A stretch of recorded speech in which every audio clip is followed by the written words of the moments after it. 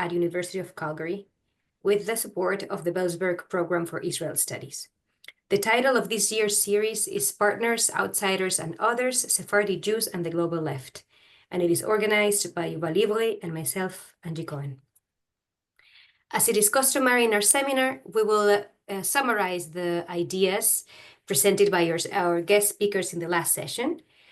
As we have said many times before, we see this seminar as a laboratory of ideas, as a shared space or a multi-year workshop where we weave together ideas and perspectives brought by the different collaborators or speakers. We continue adding layers to an argument that contains many voices. After this summary of the last session, Yuval will introduce today's speakers.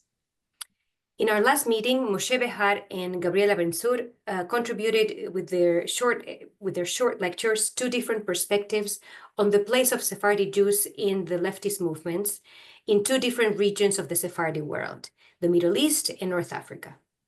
Moshe Behar looked at Palestinian Jews in the 1920s, Marxist anti-Zionist Jews in Iraq in the mid-1940s, and Arabic-speaking communist Jews in the State of Israel in the 1960s. Gabriela Ben-Zur presented two different genealogies of the position of the Jew in decolonial thought by analyzing the dispossession of Jews from their native status in Algeria, following Frantz Fanon's interpretations. Ben-Zur also presented Albert Memmi as an alternative genealogy of a leftist thought centered on the Sephardi experience of both belonging and exclusion. The Middle East and North Africa, in all their respective diversities, tend to also be the backdrop of distinct narratives about the tension between Jewish belonging and exclusion as part of the Jewish experiences of modernity, especially during colonial and post-colonial times. The exchange between Moshe Behar and Gabriela Ben-Zur presented different political agendas and discourses about the place of Sephardi Jews in leftist thought. Also, these different experiences were summarized by the different categories to refer to the Jewish collective: Sephardi, Arab Jew, Arabized Jews, Maghrebi, etc. Moshe Behar proposed a very specific definition of what constitutes left in the colonial context: those who fully take into account the position of the indigenous peoples. He also proposed the term Arabized Jews as the most adequate to summarize the complexity of the Jewish collective, nearly 800,000, living across the Middle East before 1948 in roughly 9 countries.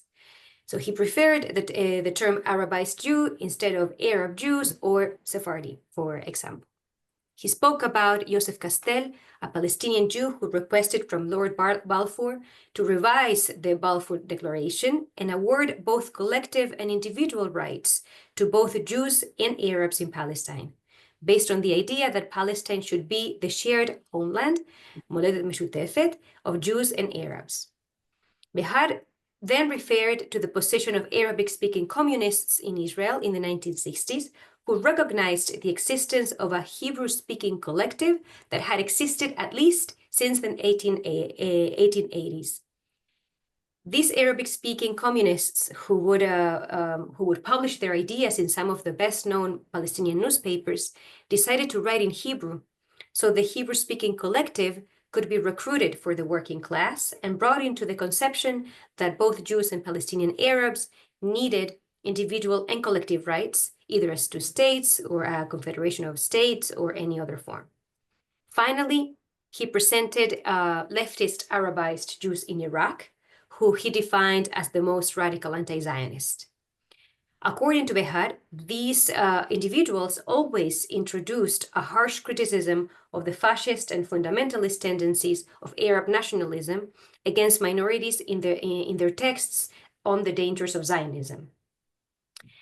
He presented the leftist Arabized Jews as the necessary correction to Arab nationalism if the goal is to liberate Palestine and introduce democracy in the region. Gabriela Ben-Zur presented Frantz Fanon and Albert Memmi as two models of the left based on two opposing visions of Jewish identity. Fanon sees Jews as part of the white colonial population and applies a European-centered conception of Jewishness when approaching North African Jews. He denies native status to Algerian Jews, calling them the European minority, thus separating Jews from the Maghreb. Fanon claims that Arabized Jews with no or very limited knowledge of French, who see themselves as native, which he carefully puts within quotation marks, need to demonstrate their belonging by actively participating in the independence struggle, which is not demanded of other native populations. Abensour reminded us that even Jews who actually fought for independence were denied Algerian citizenship and were forced to leave. He posed the following key questions. How can a minority embrace a national project when once belonging to the land is questioned? Was equal citizenship between Jews and Muslims even conceivable in post-colonial Algeria? These questions are today more timely than ever, as they ultimately deal with the legitimate belonging of native minorities and the possibility of equal rights in post-colonial countries dominated by nationalism. Abensour explained that Albert Memmi sees the condition of oppression as inherent to Jewish identity, both among emancipated and traditional Jews, which would connect them with other oppressed peoples. Precisely because Memmi understands the importance of a positive identity, not just an identity decided by external forces, he understands the definition of Arab Muslims in the North African post-colonial nations, even if this was at the expense of the Jews. According to Memmi, and as such he claimed in his conversation with Gaddafi, Jews are a Middle Eastern minority and have a legitimate right to make similar claims to a territory proportional to their presence in a region with which they have significant historical and cultural ties. Memmi's perspective, says Abensour, is Sephardi-centered. He doesn't see Zionism as a colonial movement because there is no intrusion of a foreign group into the Middle East. Memmi sees the growing oppression of the Palestinian minority in Israel as comparable to similar phenomena in Egypt or Algeria, in the way of post-colonial states, that is, a result of formerly oppressed peoples and the shortcomings of their rehabilitation processes. This divergent analysis of Jewish identity and the different approaches to Jewish peoplehood carved different forms of anti-colonial leftist thought that we continue to find in some of today's post-colonial and decolonial discourses. Today, we will explore the topic of Jews in Egypt and Iraq between feminism, nationalism, and transnationalism. And our guest speakers are among the leading scholars in the field, and it's really a great honor to have them with us. So without further ado, let us introduce our speaker. The first speaker is Orit Bashkin.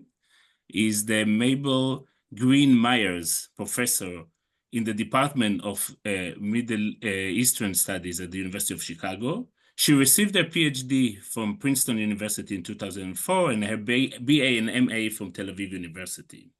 Her publications deal with Iraqi history, the history of Middle Eastern and Iraqi Jews, modern Arab cultural revival movements, and the connection between history, memory, and literature. Her current research project is a cultural history of Jewish life in the Arab provinces of the Ottoman Empire. She is the author of very important books, including Impossible Exodus, Iraqi Jews in Israel, published in 2017, New Babylonians, A History of Jews in Modern Iraq, that was published in 2012, and The Other Iraq, Pluralism and Cultural in Hashemite Iraq, published in 2009, all of them with the Stanford University Press. She's the co-editor of the volumes Jews and the Journeys, Travel and the Performance of Jewish Identity with Joshua Levinson, published by University of Pennsylvania Press in 2021.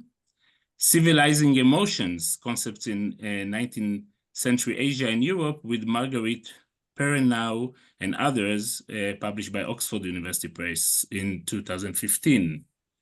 Her lecture titled today is The Other Iraqi Feminisms, Three Silenced Leftist Heroines between 1941 to 1979. Our second speaker is Professor Rami Ginat, who recently served as the head of the Department of Political Science Studies at Bar-Ilan University. He earned his PhD in government from LSE in London, and his academic work focuses on the modern Middle East. Ginat's research explores the interplay between politics and ideology, examining how ideas evolve in response to shifting political realities. He has published extensively on topics related to great powers and the Middle East, with particular focus on Egypt and Syria. His book, A History of Egyptian Communism, Jews and Their Compatriots in Quest of Revolution, was published in 2011, followed by Egypt and the Struggle for Power in Sudan, released by Cambridge University Press in 2017. His current research examines Egyptian perception of peace and normalization of relation with Israel, both among the political elite and general public. His lecture title today is Transnationalism and Nationalism, Jewish Communist and Development of Egypt Left between 1920 to 1965.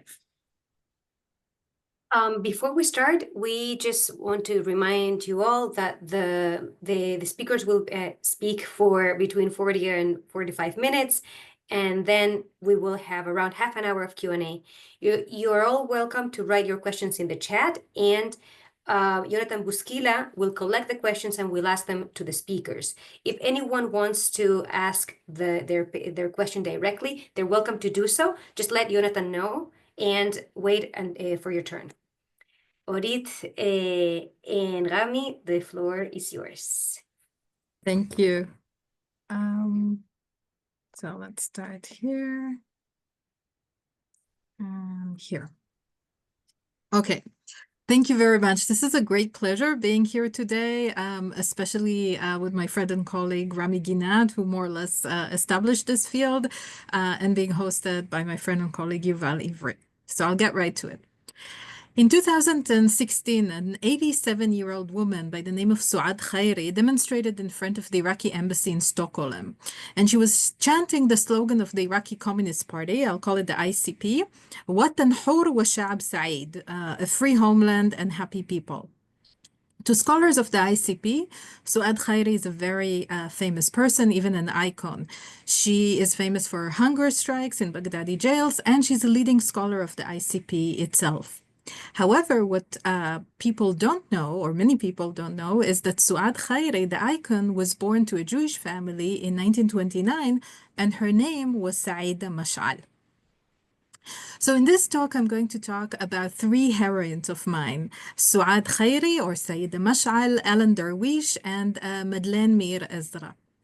All were women. All were held high-level positions in the ICP organizations. All were married to party's leaders, and all were jailed because of their communism and because of their Jewishness. And what I'd like to suggest is that for these women, the Communist Party was a family of sorts. They joined the party because of their ideological commitment, but they also followed their husbands, their cousins, their brothers. And also their lives were shaped by these male members who were often arrested, tortured, and killed by the Iraqi state. And at times of trouble, also were pushed to give information and betray these women. I also want to think about why we don't know much about these women. These women suffered from, and other communist Jewish women in Iraq and I think elsewhere in the Middle East suffered from three circles of exclusion. One gendered, not many write about women in the party. One communist, the national elite in both Iraq and Israel for very different reasons do not want to write about sort of contribution of communists to the anti-colonial struggle, to the national culture, to intellectual culture, and as Jews in Iraq. So even the talented novelist of the Iraqi Communist Party and the Jewish participation in it, like Sami Mikhael or Shimon Balas, rarely mention them in their writings. Now, these women themselves also minimized their activities in the Communist Party. So when they were arrested and they were asked about their duties, they said, "Oh, we didn't play a role." When they wrote about this, sometimes they minimized their role. So we have to go through various circles of silencing. Now, a few words about the Iraqi Communist Party. It started in 1929, emerging from communist and socialist groups that were active in Baghdad and in the south. In 1941, 1945, the party expands. And the British that were very much involved in Iraq at the time are turning a blind eye to red activities in Baghdad as a counterforce to pro-Nazi activity. And the charismatic leader of the party, Yusuf Salman Yusuf, a Christian man known as Fahd, organizes the party. 48, they expand even more. There's a moment of democratic liberties in Iraq. They expand amongst workers and students, and they organize strikes in such important places as oil refineries. All throughout this period, they're illegal. They will be illegal until 1958. 1948 is kind of the zenith, the peak of communist activity in a movement called the Wathba, meaning the leap. This is a grassroots demonstration, a grassroots movement that materializes itself in demonstrations of workers and students and urbanites in Baghdad against British imperialism in Iraq and calling for social justice. And there's a backlash in 1949 where the state kind of tries to break the Communist Party. Now, the party was also very attractive to women. Women in the mid-1940s entered the Baghdadi labor market, the public sphere. They were trained as teachers, as nurses, and the left offered these women an ideology that fitted them. They called for suffrage. They critiqued Iraq tribal, political, and judicial systems. Women could not vote in Iraq. And so that led to their radicalization, at least a small part of them, because the state needs more female teachers, more nurses, and so on. But once they go to educational institution where the communists are active, some of them become radicalized. Also, Iraq in this period, not unlike France or Italy, is highly influenced in the intellectual sphere, in the public print sphere, from leftist and socialist ideologies. So again, the Communist Party calls for full rights for women. And they have two key organizations, the Women's League Against Fascism, established 1943, and the 1952, the League for the Defense of Women's Rights, that demands literacy, suffrage, and democratic rights. And women work in the Communist Party. They lead cells, they participate in demonstration, they're couriers, they disseminate pamphlets, and so on. Now, Jewish women also joined the party after 1941. They're faced with pressure from the state because the party is illegal, and also from their family, who didn't look very kindly at communist or Zionist activities. Both were illegal. They are attracted, just like Jewish men, to the non-sectarian vision of the Communist Party, especially after the Farhud, the horrible pogrom of 1941 against Iraqi Jews, in which many women were hurt, many Jewish women. And they play a part in the leadership of the Communist Party. They're exposed to communist activities in colleges and high school because they're educated, because a large percentage of them are educated. And they, as I said, they treat the party as an alternative family. The instruction was to communists, let's not put ourselves in a position when we are accused of being immoral. So let's first try to get supporters within our own families. Although we have other communists who organize women, like Sami Mikhael, who worked with Shiite workers. So let's now turn to my heroines. Madeleine Azer grew up in Nasiriyah together with her brother Sabih Mir Azer. They were initially Zionists, then they turned to communism and moved to Baghdad to disseminate the ideology. Alan Darwish was born in Baghdad. She was married to a very important man called Ibrahim Naji Shmail, that together with her cousin, Yaqub Ephraim Hayek, were major backers of the Communist Party. So they had a drugstore in Al-Rashid Street, the main street of Baghdad, which made a lot of money, and they made their home, their own home, a safe haven and a place for leadership meetings for the Communist Party. Sayyida Mash'al was born in Amara.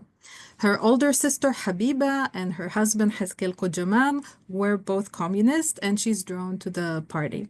So she's also she's born in Amara. They moved to Baghdad in 1941, and she's drawn to communism because of the gaps between rich and poor that she sees in Baghdad, and also because of the anti-sectarian position of the party following the Farhud. She experienced, like many Iraqi Jews at the time, the experience of listening to the war through the radio. So many Iraqi Jews wanted to know what's happening in the war, especially before 1941 and El Al-Aimain later on. And so she listened to the radio, she heard about the victories of the Red Army, and she was sort of hooked. So she started by studying medicine, then she moves to study math at the Teachers Training College, and she falls in love with Sasson Shlomo Delal, who later on becomes the first secretary, the leader of the Communist Party. He convinces her to be a sort of more active in the party, and she begins organizing women's cell. And we have evidence from a relative of her, Doris Shaul, who's later arrested by the police, sort of talking about how she organizes people within her family, talking to them about communism, about the arrest of Fahed, the leader of the party, about the class of workers and peasants and how much they do for the country. Now, they all play a role. Madeleine, before the age of 20, around 17, is already in the Central Women's Committee. And Ellen was the major courier, if not the most important courier, of the party. So her husband, Ibrahim, was arrested in 1947 and thrown to jail, together with the other leaders of the Communist Party. So when she goes and visits him, she takes letters from the leadership of the Communist Party that is jailed to the leadership of the party that is outside of jail.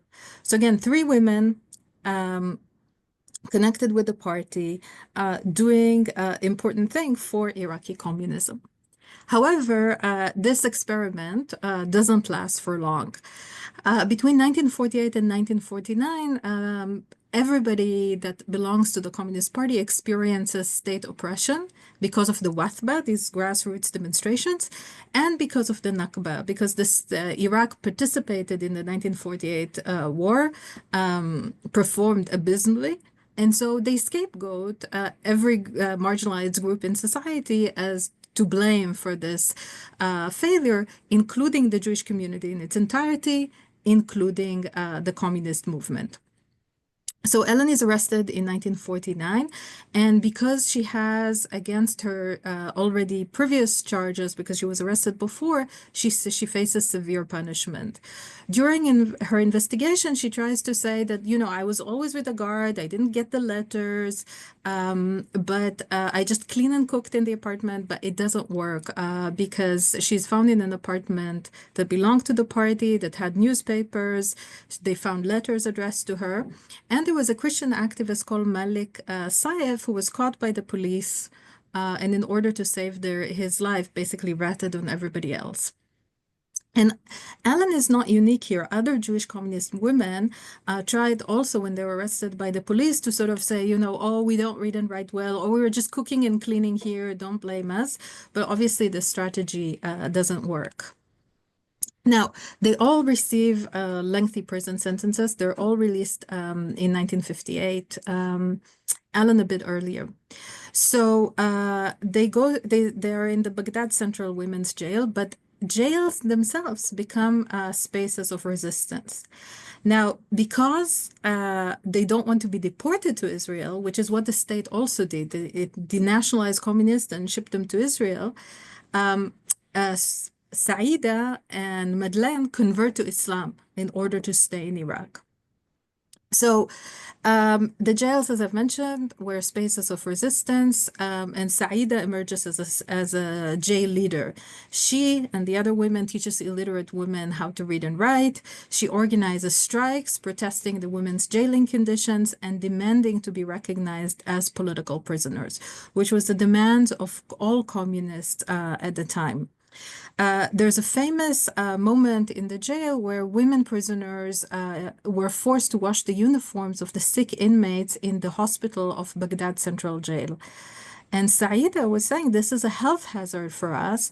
And so they signed a petition against this. And what happens is that the state takes Saida and put her in confinement in a jail in Basra. So she goes on a hunger strike, demanding to go back to Baghdad.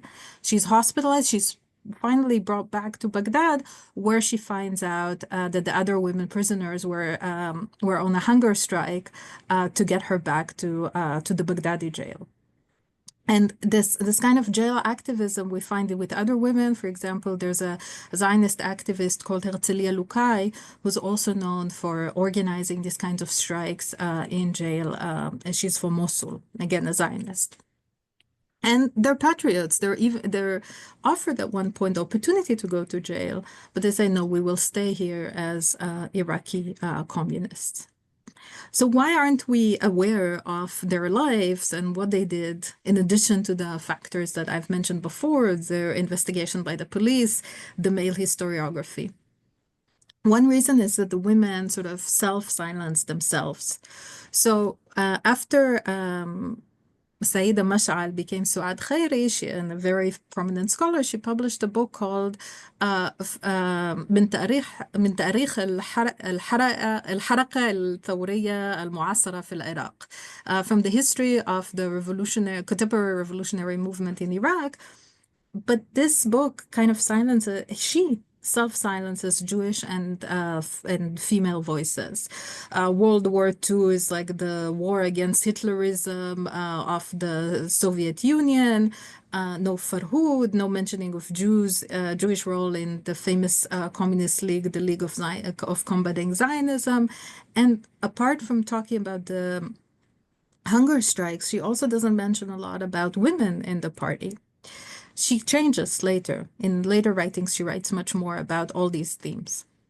Now, I want to turn your attention now to the tragic life of Madeleine Mir as the beautiful woman who entered the leadership of the party at the age of 17 and then got arrested in 1953. She became involved with again, a very high official in the Communist Party called Bahauddin Nouri, who later became the party's secretary, and she gave birth to their child in jail. Now, in 1952, she loses her brother, who was kind of the pillar of her life. He's also jailed. There's in the Kut jail in Iraq.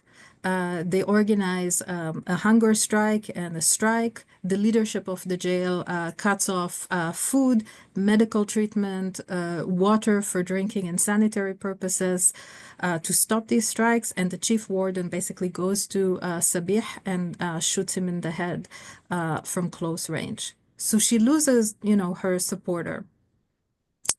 We have a description about how beautiful she was and how she didn't want to be denationalized and shipped to Israel by one of Iraq's and the Arab world most famous poets, who was one of mine, a poet that I appreciate very much as well, who used to be a communist, but then became a nationalist. And in 1958, he publishes a book called I Used to Be a Communist, كنت شيوعيا, where it's a book that was actually sponsored indirectly by the United States, and it's a book that reeks of anti-Semitism.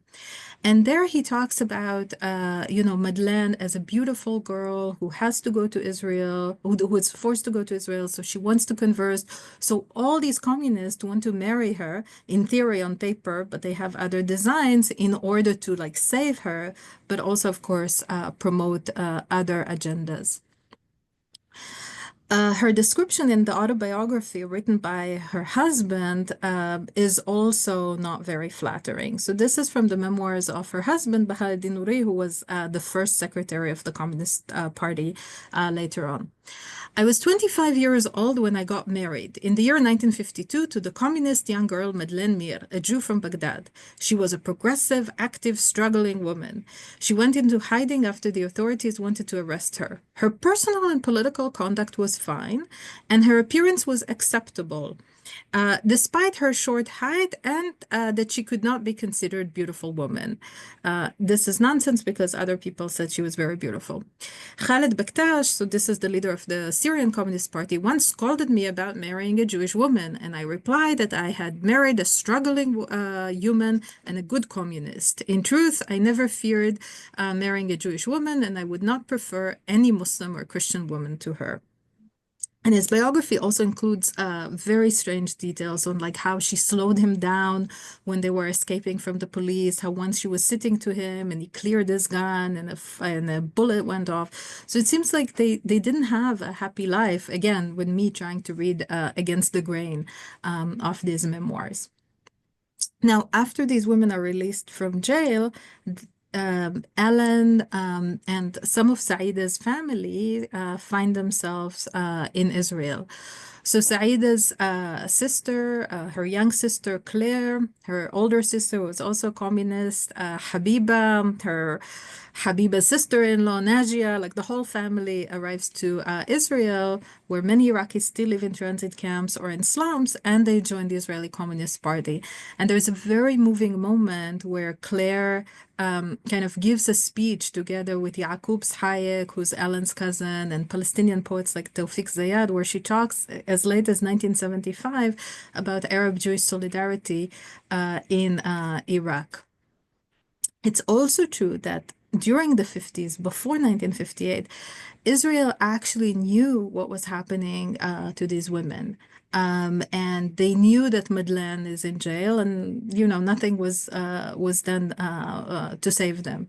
And I think this story kind of gets a very contemporary meaning when we think about sort of the reckless behavior of the government of Israel now when we talk about sort of releasing the hostages. But when I was researching that was before 2023. Ellen arrives to Israel. She's released from jail. Her husband, Ibrahim, the communist, is also released from jail. They rebuild their life. They have a small circle of friends in Ramat Gan, the Iraqi capital of Israel. But she died from cancer at the age of 41 in 1966. She suffered all her life from digestion problem that she got in the jail in Iraq. And the abuse that she encountered still stayed with her. And Ibrahim, her husband, couldn't stand this, the major courier of the party, and her husband, couldn't withstand these conditions. They didn't have children, and he dies by suicide in 1967. And a very dedicated communist, he gives all his money to the Beilinson Hospital for research, and he gives his body for scientific research. And Madeleine, after enduring all these troubles and having a child in jail, also died in her 40s after her release. Saida leads a different life. So she's released in 1958. She earns a PhD. 1963, there's a pro-American, dictatorial, Arab nationalist, anti-communist regime in Iraq. So she fled to Moscow. She marries Iraqi communist Zaki Khairi. She's known now as Suad Khairi. She returns to Iraq in 1967, but when Saddam Hussein becomes sort of the lead guy in Iraq in 1979, she's arrested and tortured for 42 days. Then she escapes to Sweden, that becomes kind of a hub for Iraqi refugees in Kurds and dissidents and communists. And after the American occupation of Iraq, she actually returned for short visits. Now, she wrote a great deal of the Iraqi Communist Party, and in interviews, she was very open about her life and her love to Iraq. And in conversation, she presented, you know, Islam as part of Iraqi culture. And she said, I'm secular, but I converted to Islam in order not to be denationalized. And this is part of my culture. And I was very, very happy when I started researching this topic in 2016, 17 to find her, you know, on Facebook and on YouTube and singing the anthem of the Communist Party with which I started. So some conclusions. These three heroines of mine, their lives were shaped by Cold War politics and by the Arab-Israeli conflict. They forced Saida, Madeleine, and Ellen to deal with new realities as women, as Jews, and as communists. They live in a world that was dominated by various kinds of men. Those who were their loyal partners, like Sabih, like the brother of Madeleine, like Ibrahim, the husband of Ellen, those who betrayed them. Saida had a 15-year-old brother. The police, Fuad, the police catches him, they threaten him, and he gives information about her and about Sasson Dalal. And you know, they were also shaped by men who represented the state, the policemen, the interrogators, their jailers. Saida, Madeleine, and Ellen made some choices that in our worlds might seem peculiar, like converting to Islam to maintain their Iraqi secular identity, or going on hunger strikes that seemed futile or harsh, or that seemed futile in face of harsh state oppression. But in their world, these choices made much sense. So to understand their choices require us to reconstruct the silent histories of them and sort of these moments of Arab-Jewish solidarity. And also, and here I want to end, compare their experiences to other experience of communist women and communist men, as done in the recent book by Al-Mahakman, as presented in books by Joel Bainin, and in particular as explored in Rami Ginat's book on Egyptian communists, about which you will hear shortly. So thank you very much, and I'll stop sharing. Many thanks. Rami, please. That was very fascinating. Great lecture, Orit.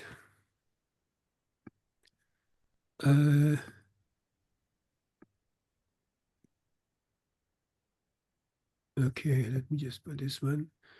Can you see it? Wonderful. And mine is the titles of my each kind of subject that I'm going to talk about, and then there's like some photos to illustrate it on the left or the right. So I will start my lecture by basically asking who was the Egyptian left. And in brief, we can say that the Egyptian left has always been small quantitatively, yet its impact upon political and social developments of Egypt was significant, as we will see. Nevertheless, it was not homogeneous and unified group. Even in the illustrations here, the photos, you can see Communist Party, Tagamu, which is not communist, nationalist. Salama Musa was Fabianist, and nationalist communist like Sharif Khatata and his wife, the feminist. So it's basically what we are talking about is that quite homogeneous. In fact, the left covered a wide spectrum from moderate nationalist socialism to radical internationalist communism. Since its early days, the communist movement was characterized by tensions between those adhering to internationalism and those wishing to nationalize socialism and communism. Transnational ideas and practices were more noticeable in the interwar period, yet we easily can point at their existence also in the post-World War II years, a period that is commonly known as the nationalist phase in the history of Egyptian communism. However, the shift towards socialism at the very outset of the 1960s, with the participation of Marxist intellectuals who moved in international circles, and the implementation of social revolution by the Nasserite regime were a good example of the impact of transnational ideas. Transnational upon obviously the new political order. Indeed, the new ruling doctrine of socialism was heavily influenced by foreign nationalist socialism, imported from abroad by intellectuals and politicians who took pains to accommodate it with Egypt's special circumstances and conditions. To answer the questions of how and why the Egyptian architects of Arab socialism were influenced intellectually by transnational ideas, it is essential to investigate the biographical level, basically the education, friends, professional characters, professional contacts, and etc., travels, etc., abroad mainly. This helps to determine which strains of socialism they chose to incorporate into the doctrine. In my short presentation, I will discuss ideas, issues, individuals, and groups, practices which have crossed national boundaries. I will start by asking who were the intellectual forerunners of socialist thought in Egypt. In brief, there were both Egyptians and Arab immigrants from the Fertile Crescent who settled in Egypt at the outset of the 20th century. Among them, we can see Shibli Shumail on the right here, and who lived in 1850 to 1917, and Nicola Al-Haddad on the left. He was his disciple. The former, who was a firm believer in science and socialism, envisioned a universal society based on harmony among national nations inspired by science. Shumail laid the foundations to a new school of socialism that, despite its lack of immediate success and long-term repercussions, among his disciples were Ahmed Lutfi Said, very famous figures in Egypt's history, Ismail Matar, Salama Musa, Mustafa Hassanin Mansouri, and Nicola Haddad, whom I mentioned. The latter developed Shumail's ideas, presenting the socialist theory in a logical and simple manner. The question, who were the founders of organized communism in Egypt, that takes us, is much more varied. Egypt under the British rules attracted many foreigners of European origins. Among them were thousands of Jews who were geographically mobile.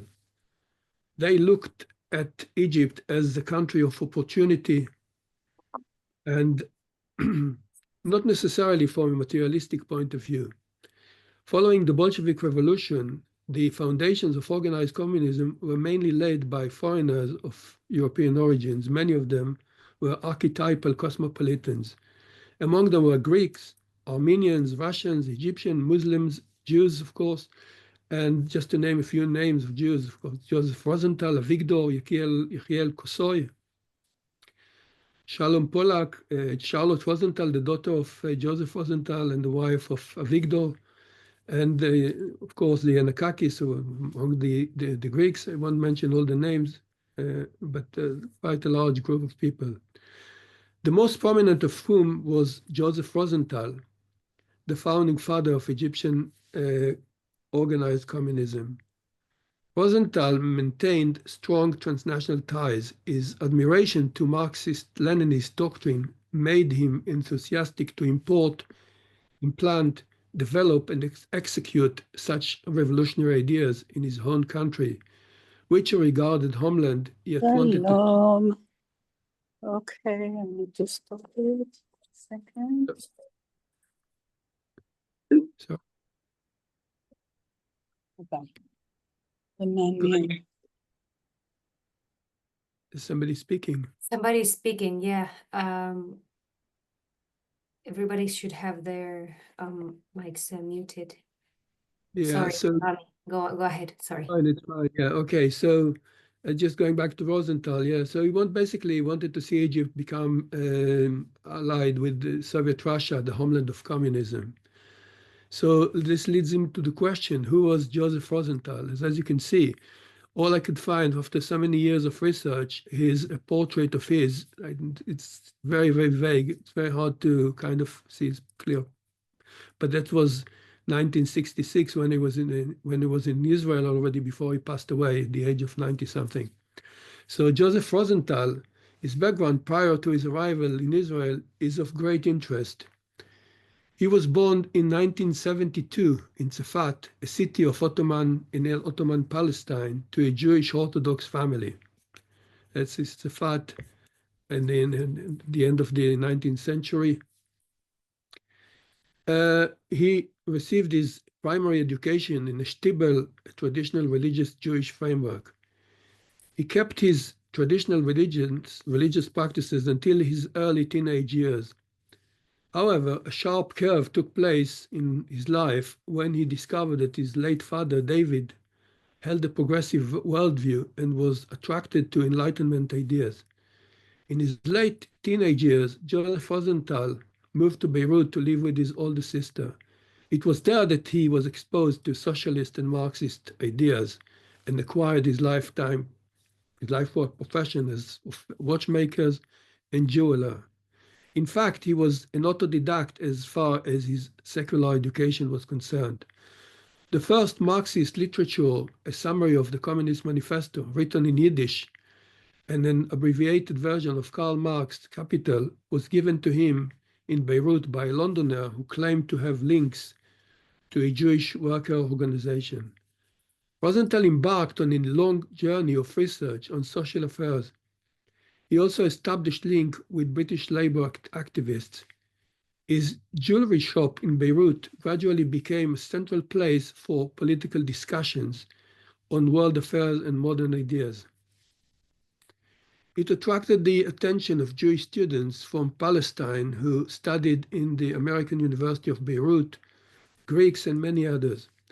The Ottoman authorities in Beirut, who noticed his activities, were not really happy with the atheist and progressive content of the debates in his shop, and Beirut was basically no longer a safe place for him.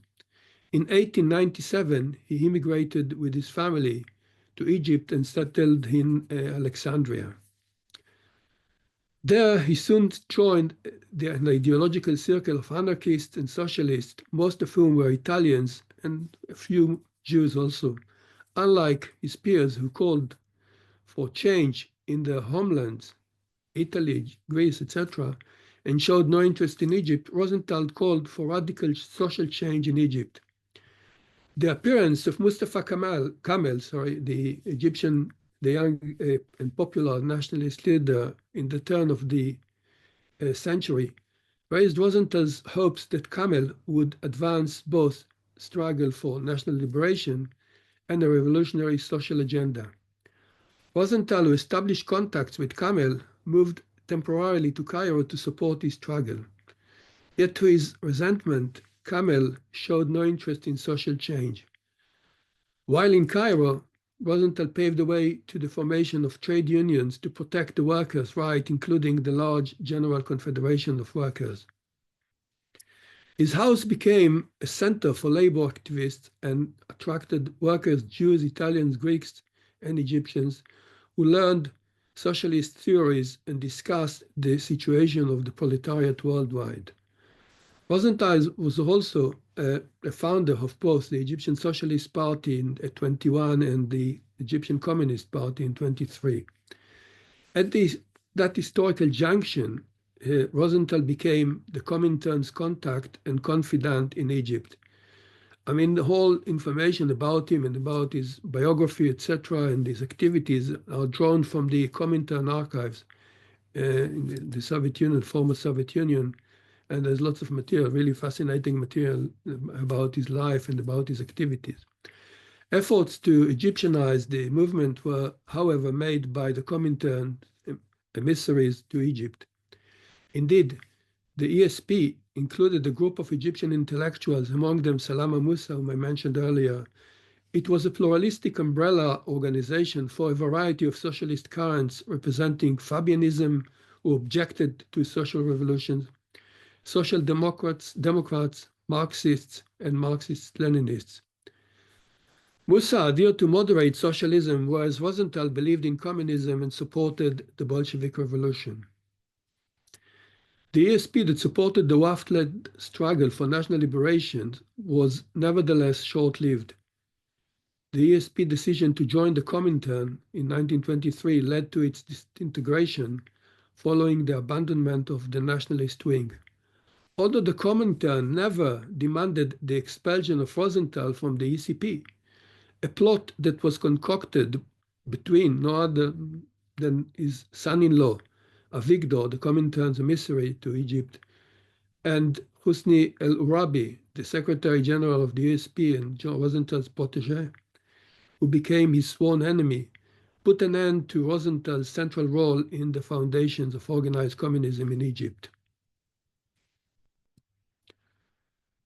The 1920s and 1930s, we call it the transnational phase,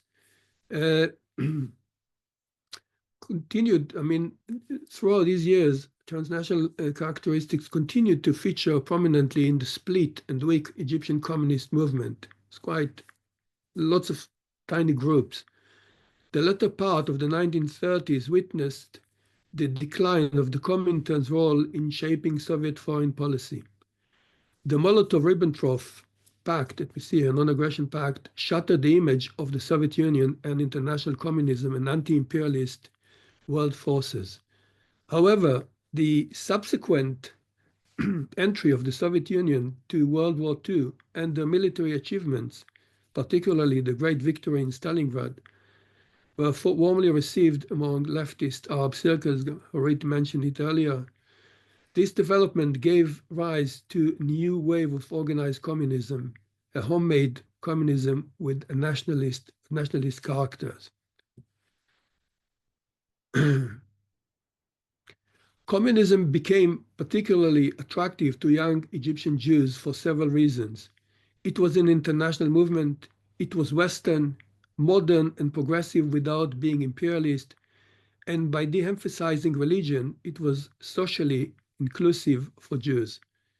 They were looking for an alternative, and communist formula of worldwide anti-fascist popular front appeared attractive to young educated Jews. Indeed, in the early 1940s, all four main communist groups founded by Egyptian Jews, the two main ones, Iskra, founded by Hillel Schwartz, whom you can see here. I met him. I think I had the only person who had an interview with him ever before he passed away. And Enrico Riel, that you can see here. And here we can see his deportation from Egypt in 1950.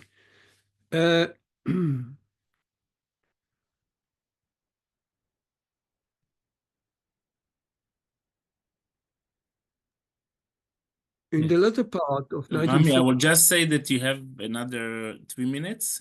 Is it okay? I need a few more, but if I can summarize if you want, you just have to go.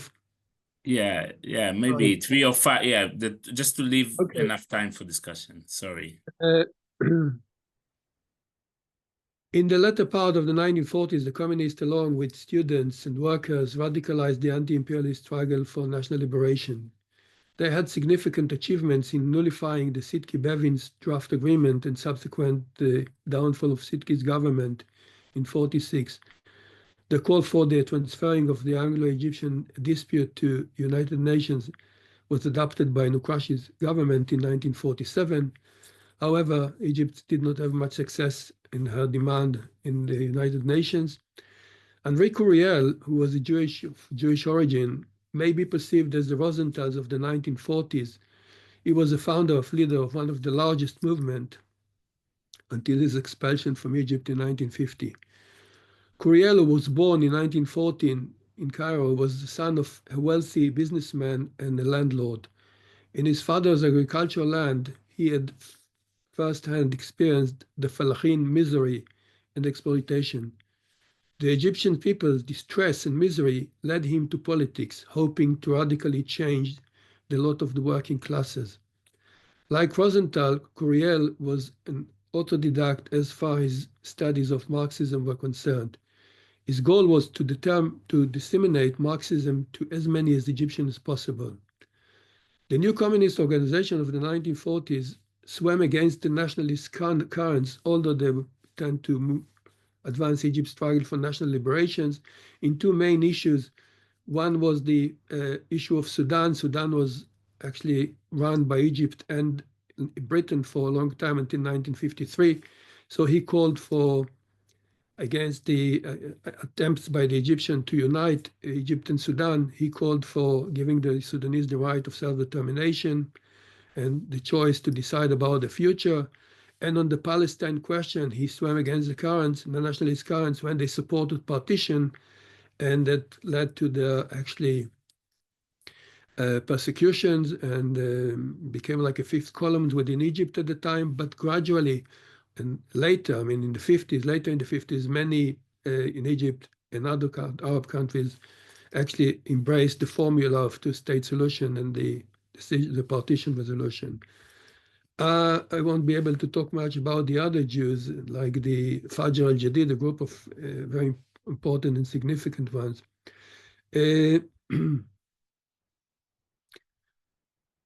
I will talk, let me just conclude by there's much time, the contribution of Egyptian leftists to basically, what was the contribution to the Egyptian left and to Egypt generally?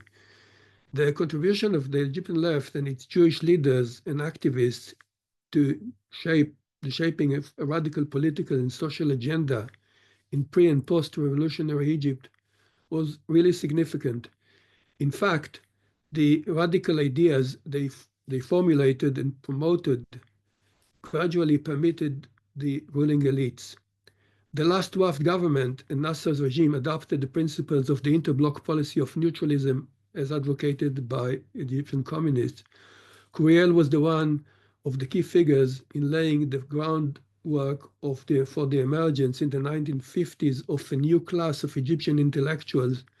Most of them were former members of the DMNL movement, national Marxists who believed in scientific socialism but argued that there were distinct national routes to achieve and implement it. We can see in the group some people here like Lutfi al-Khuli on the left and in the middle, and Enrique Riel on the right. These nationalist Marxists did not see themselves as agents of the Soviet Union, and as a result, they gradually gained the trust of Nasser. At the forefront of this group stood the distinguished intellectual Lutfi al-Khuli, who led in the early 1960s the Egyptian left into integration with Nasser's revolutionary experiment. Al-Khuli, who had previously a member of Curiel's movement, was one of the central intellectual forces to shape and drive the socialist revolution under Nasser's leadership. To conclude, those communist Jews were, as I see them, were altruistic human beings, champions of universal and humanistic ideas that defied the status quo. Although a small minority, they recognized that the leadership was only temporary, meant to pave the way for the compatriots to eventually take the reins. Indeed, Nasser's shift to socialism in the early 1960s created the golden opportunity for communists to integrate within the establishment and to occupy senior positions within, particularly in the media and in the forefront ideological venues. These developments constituted a landmark in the history of the Egyptian left. Thank you very much. Very much, Rami. That was fascinating. Both of your lectures, Orit and Rami, were fascinating and gave us so much information. I know that it's 20 minutes, it's a really short time, and I really recommend everyone to read, and I will post it on the chat, Rami's Ginat book, and look out for his scholarship, because he's really the expert of this topic, and also, of course, Orit Bashkin's work. I will maybe start, Andy, with the question, and then maybe us, and then we'll open, and we encourage you to write your questions on chat in the meantime, and we'll open it for discussion. So for me, both of your, lectures were fascinating, and Orit, you touched a bit about both of you in a way, but you the post-48. And in the Jewish historiography, there is the post-48 is, as in your research definitely they show it, it's like the end of the history of the Jews in the Arab land, and you're showing through this really female communist how there is a continuation inside the Iraqi state, but then there is also the people that moved to Palestine or to Israel, more so after being in jail or before that. And some of them continue to be in the Communist Party. We know more the men. So my question is, where exactly you a bit touched it, but if you have more information about it, what happened in Israel? And some of them left after being a bit in Israel, left to Europe. And in Europe, maybe they're like, I personally, I didn't know that Saida is Habiba's sister, but I met Habiba many times in London. Habiba and Cheskel Kujman that were very, they were in Israel for a bit and then went to London and became, a center for communist international. So what happened in Europe in this setting gave maybe the women in Europe or in Israel more voice or less voice? What's your take on it?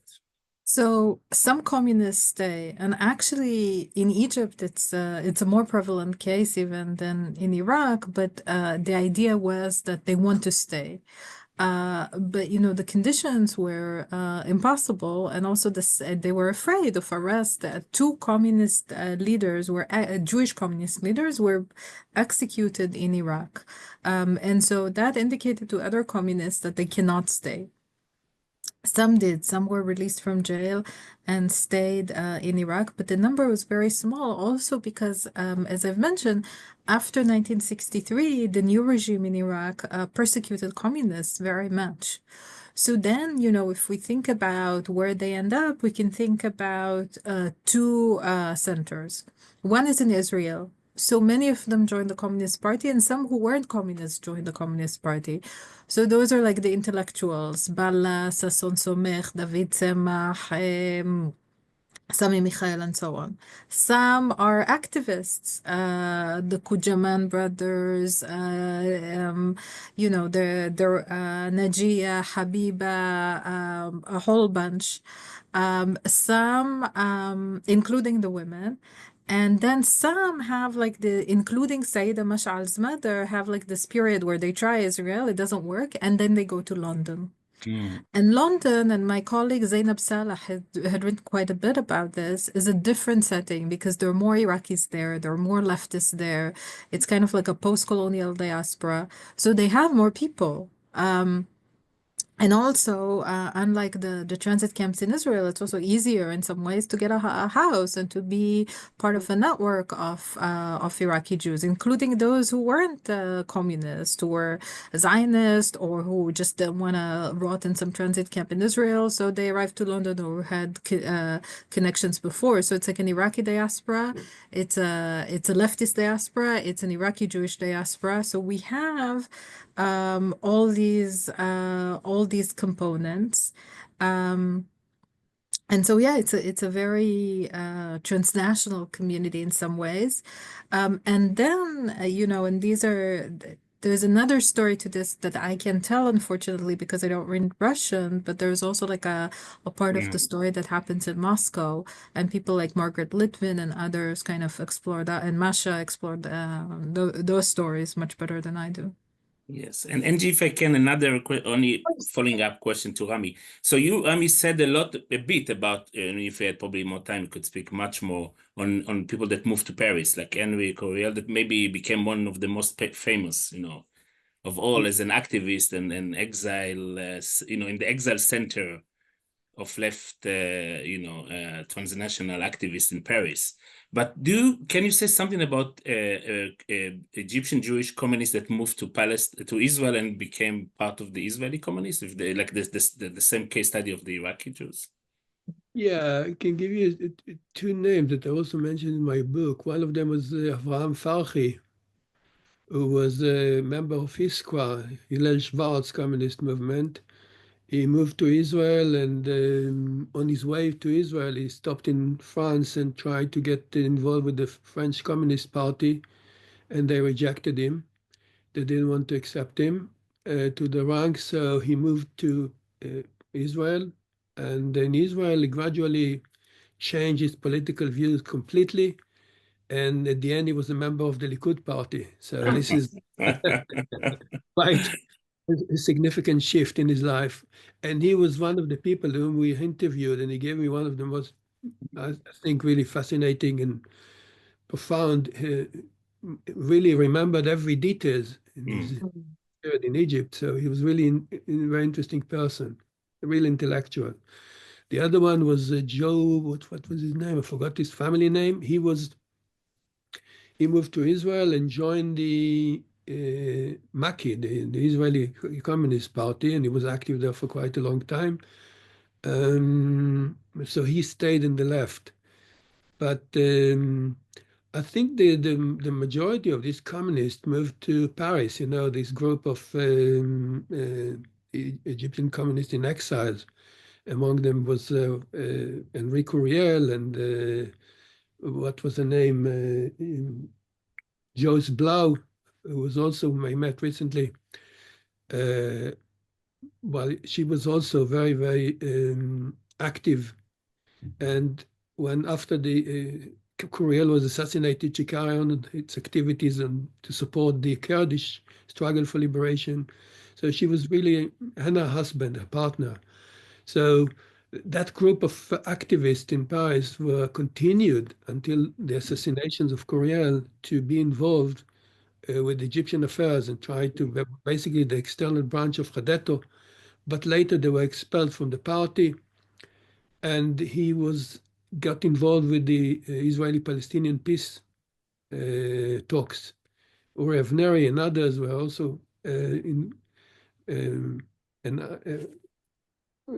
Mati, what was the name? Peled, Mati Peled. And others, yeah, they were all involved in activities, and he was the one that linked between them and Palestinian, Issam Sartawi. And at the end of the day, we know he was assassinated in 1977. Until now, nobody knows who did it. It's quite a sad story. And as I said, I mean, the other one just dropped communism completely was Hillel Schwartz that moved to Paris.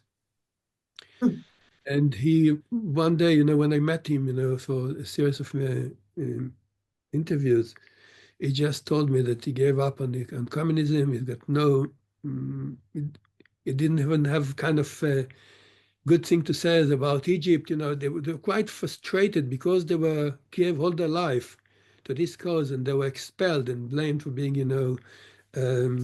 Zionists and fifth columns, etc., etc. And all they wanted is just the good of Egypt, and they found themselves outside. Those who stayed, like Raymond Dweck and Said Yusuf Dawish and others, they converted to Islam in order to stay there. The only one that just published now a new book, Ariel Albert, I just saw that he's got a new book in memory of a communist Jew. He lived in Egypt. I don't know I think he passed away recently or he's still alive. I'm not sure. But I met him in 2007. It was really very clear, and he gave me also a very interesting interview. So he stayed in Egypt. I think he's still a Jew. And the other one was also this family of Shchata Arun. They were still in Egypt. They still stayed as Jews. Yes, his daughter is the head of the community. Yeah, his daughter, yeah. So I met also in 2007, 8. So it's quite interesting what happened to this community, but it's scattered all over. Some of them even moved to America. Joel Bainin mentioned them in his book. So yeah, that's the story of the sad. It's a sad experience, but the contribution, as I said in my lecture, was tremendous. Thank you. Thank you. I have a question that is actually for the both of you.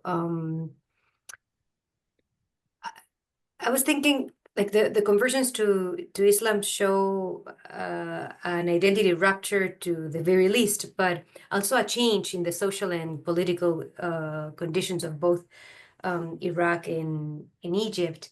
And I was wondering if any of the authors that you have studied, this is a question for the both of you, had wrote something about the place of the Jews in Iraq, in the Iraqi left, or in the Egyptian left, if there is actually a place for Jews in the left, and if they wrote something about the totalitarian tendencies of Arab nationalism, or the treatment of minorities under Arab nationalism, if this was something, since they were directly affected by this, if this was something that was also part of the discourse, and also what they, well, no, this would be it. Yeah.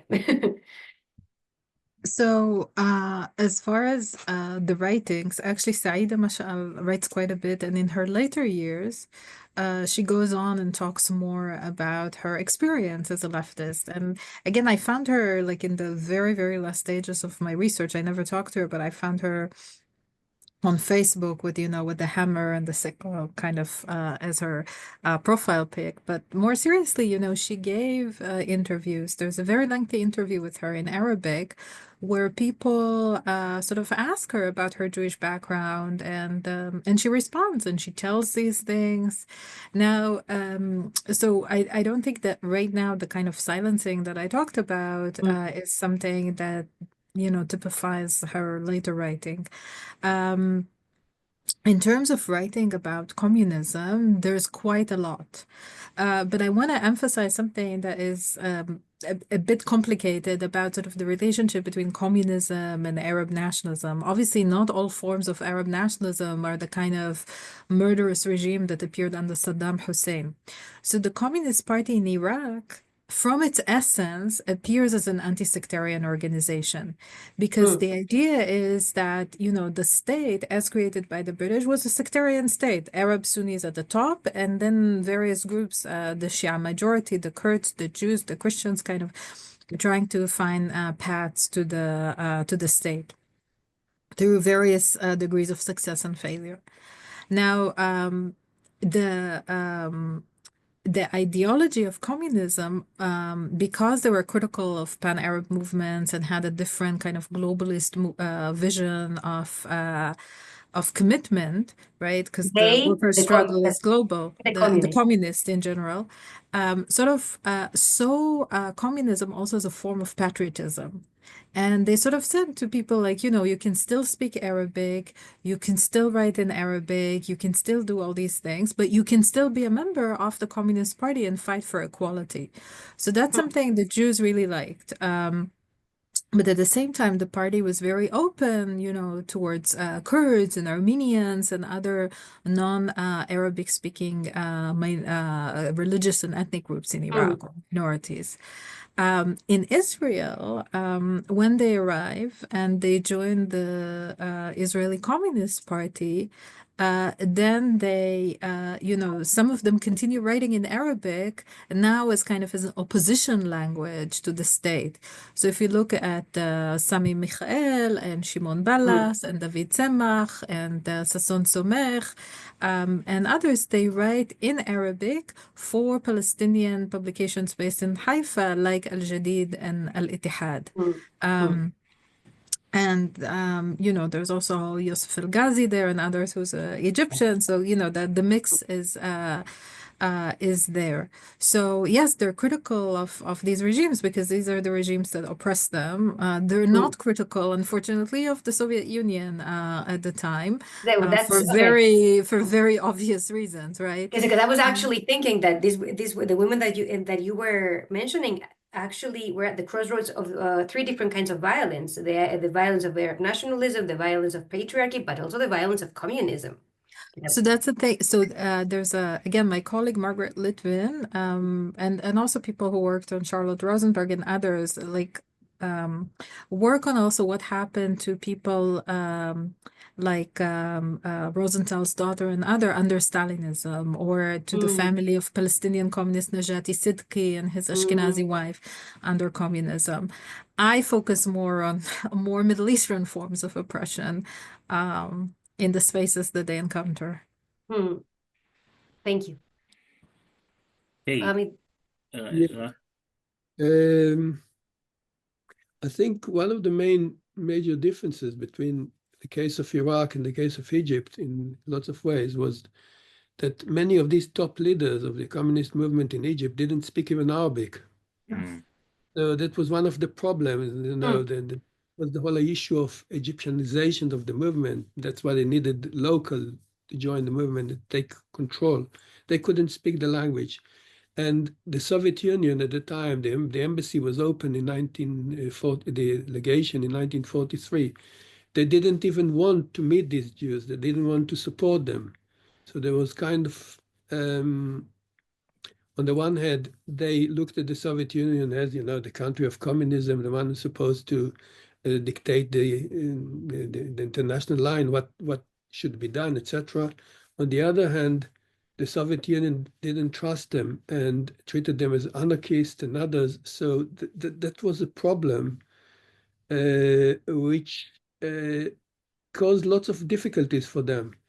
I would say, except for this group of Al-Fajr al-Jadid, Al-Fajr al-Jadid, there was another group of Jews who all spoke Arabic. That's why they integrated more easily within Egyptian society. And they referred themselves also as nationalists, communist nationalists. So that was easier for them to integrate, whereas the others found themselves at the end of the day without roots, basically. And they were expelled. And, when they reached in other countries like France, as I mentioned before, they tried to still looked at Egypt as the place, but somehow they didn't want to embrace them. So they became like a source of financial support for this communist movement in Egypt, but they didn't want to accept them as like, you are one of us. So this issue of the Arabic was quite interesting. The rise of Pan-Arabism in the mid-30s also affected lots of Jews in Egypt, and communists definitely. It started in the rise of the Muslim Brotherhood, and and then the Mr. al-Fatat and other groups who were quite nationalist. So as we move towards the 40s, I think that the status of the Jews generally in Egypt gradually changed, and they didn't feel that. I don't think they felt very comfortable as they felt in the 20s and the 30s. So things changed. This particularly after the partition resolution in 1947, which really made their life quite difficult. Hey. Thank you. Yeah, thank you. Thank you. I hope I answered.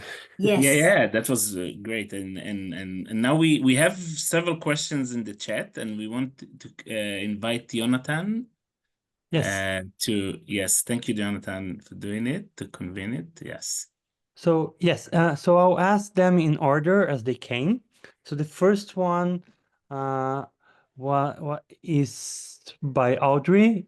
So they ask for, I'm assuming for Orit, what are the reasons that the prisoners would prefer not to be transferred to Israel, even if they meant that they would be free? Was it an opposition to Zionism, not wanting to leave their home, or a combination of both, or something else? So that's the first question on the chat. Yes, I suggest that you collect a few questions. Yeah, that we'll have enough time. So, and again, a second action question would be about this self-silence element that you mentioned. So how do we, like they're asking, what do you mean, if you can elaborate a bit more on what you meant by reading against the grain? So how you approach those sources to reach that conclusion? If you could see that and they ask additionally, if we see that there's a different form of gendered resistance, if the gender here plays a different, makes a difference in the way. And the last question from the chat would be to Professor Ginat, were Jewish communists fully admitted to Nasser's Arab socialist camp, where there's a split between Jews, and whether 1967 changed the scenario that was previously you described as before. I think they meant that you talked a lot about the partition, but they want to know if after 67 things change. So those are two. Okay, so I'll start with the second one. So there are quite a bit of sources on these women, not enough, but there is one of the main sources is called موسوعة سرية بالحزب الشيوعي العراقي, which is a secret encyclopedia in the history of the Iraqi Communist Party, and there it contains the confessions of the communists, the interviews, the family members. So you can see what they're saying. Suad Khairi published quite a bit, so you can see that. There are also articles about the Jewish question that were published by the Muslim members of the party. Now, reading against the grain is, reading, for example, a confession to the police where a girl is saying, oh, I don't read and write well, but you find out that she actually went to a middle school in Batawin, which is a very prestigious neighborhood in Iraq. Zionist sources or sources written by Zionists are also important because they end up, those who are arrested, and there are massive arrests after 1948, of Jews for the dual accusation of communism and Zionism as a way of smearing communism, marginalizing Jews. There are many reasons for that, but we also have evidence from that. So, for example, there's a woman called Regina Tzemach, later Herzliya Lukai, who is from Irbil. She's in the north. She is first jailed in the north with men. So she's afraid for her life, but she knows how to read and write. So she teaches them how to read and write. Then she ends up with a communist in jail. Initially, they don't want her because she's a Zionist. Then she said, no, I'll become a communist. And she actually provides, information about the jail that is available in oral history. The Utah sacks that they wear, their diet that included of dates and some bread. It's quite heartbreaking stuff. There is a few Israeli documents about what happened to these prisoners, letters in the communist press. But again, you have to sometimes read against the grain. So I'll just give one example. In this Mawsu'a, in this encyclopedia, there's a photo of of communist women arrested. And then if you look at the photo, it's like Najia Kujaman, Habiba Kujaman, Amuma Masri, and you realize that they're all Jewish. So there are other communists, right? But the state kind of wants to parade these Jewish women, and it includes their photo in the encyclopedia. So just this photo, if you unpack its meaning, like what the state is trying to do, what they're trying to do, how they're parading these women, how they're using and not using their Jewish identity, is really important. Now, quite frankly, I don't have the mental state, to write a book about these issues, but there is quite a lot to do in these things. And as for the second question, like why don't they leave?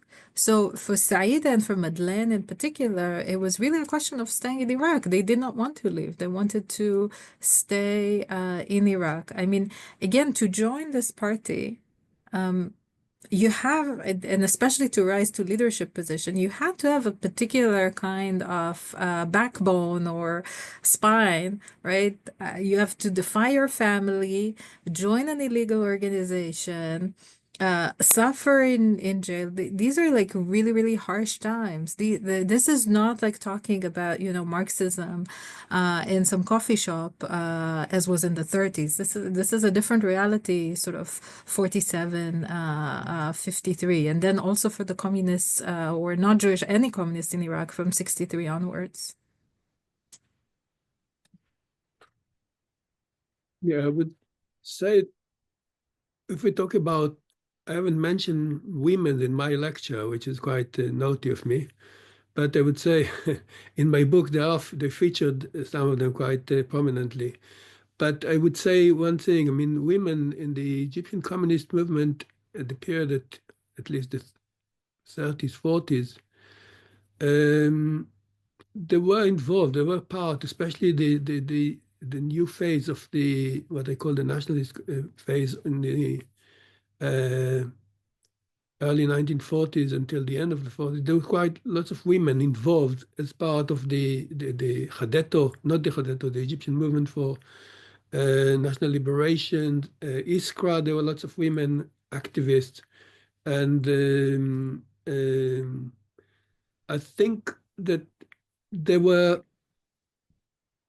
they didn't play like a leading role during that period, but they were involved. The wives of each leader, like Curiel's wife was involved in the communist activities, Schwartz's wife was involved in communist activities, but they didn't play like a leading role, but they were involved.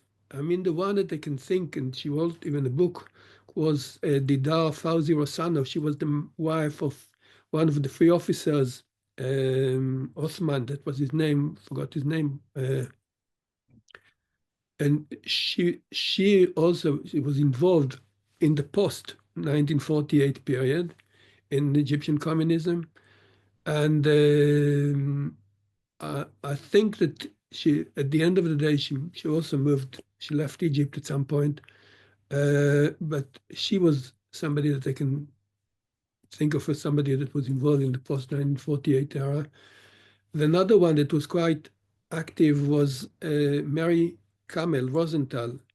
She was the wife of Said Kamel, who was an activist and one of the leaders of the Harakat Ansar al-Salam, a peace movement of Egypt in the 50s. She was very active, and she was editor of one of the journals, the feminist journal, Chava.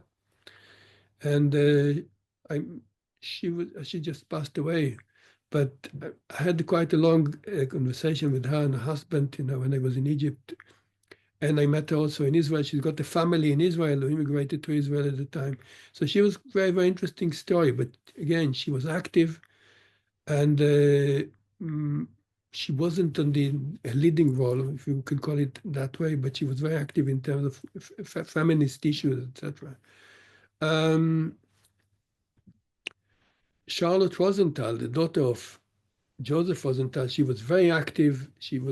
But from the internationalist point of view, she was involved with the international communism. She was even at some point even leading the movement for a very short period of time. It was a very split movement, but she had quite a very sad end. I mean, under these Stalinist purges, her husband, Avigdor, one of the emissaries, was executed in the 30s, and she was in jail for quite a long time until Khrushchev released her. And then she came to Egypt to try to release her father, to allow her father to move to Paris to join with his son. It's a very interesting story, but basically, if we're talking about the activities of women, I will also say that about the Six-Day War, I mean, by the time of the Six-Day War, I mean, there were hardly Jews left in Egypt. Lots of them were expelled in 1956 after the war. The one that was still active is Shchata Harun, that I mentioned him before. He was still communist and continued until he died. He was active within the movement. He was a member of Tagamahu, this modern socialist party, or the progressive party that's still acting even nowadays. The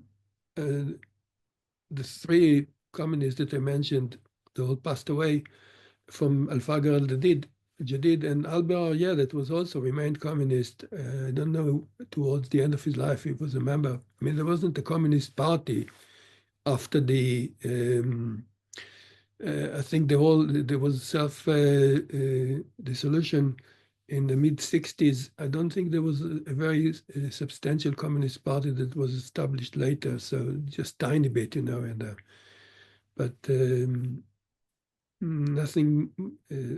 Basically, just the bottom line is that there was not much left after, if you ask me, after 1948, basically. And that's a sad story of the Egyptian communism from the Jewish perspective, the significant role that they played, and the very sad end of it.